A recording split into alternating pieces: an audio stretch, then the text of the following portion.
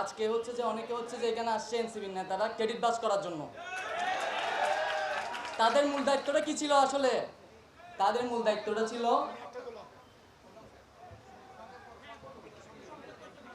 আমাদেরকে যদি বলার স্বাধীনতা না দেয় তাহলে বাংলাদেশটা কেন, আজকে বাংলাদেশটা কেন আমাদেরকে বলার স্বাধীনতা দিতে হবে? আমরা আগে স্বৈরাচারের কাছে নেই। আমরা কেমন বাংলাদেশ চেয়েছিলাম? কেমন বাংলাদেশ? চাঁদাবাজ যুক্ত বাংলাদেশ, টেন্ডারবাজ যুক্ত বাংলাদেশ, আমরা বৈষম্যযুক্ত বাংলাদেশ চেয়েছিলাম। তাহলে এখানে শহীদ যারা আছে তাদেরকে নিয়ে কেন ক্রেডিট বাস করা হয়? সে আমার দলের, ও আমার দলের, কেন আহতদেরকে পার্থক্য করে দেওয়া হচ্ছে? ভাই একটু বলতে দেন আপনারা।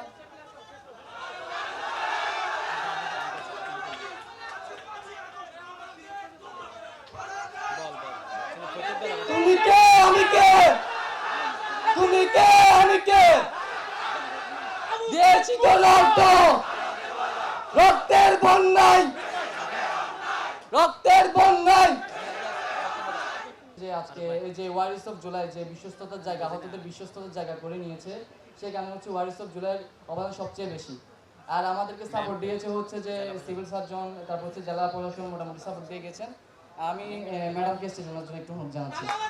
নাগরিক কমিটির অনেকেই আছে, তাদের কাছে আমরা গিয়েছি, বলেছি ভাই একটু আসেন আপনারা, যে আমাদের 100 ভাইয়ের অবস্থা খুবই খারাপ, তার কাছে আসেন যে একটু দেখে যান। কিন্তু তারা আমাদের কোনো কথা সায় দেয় না।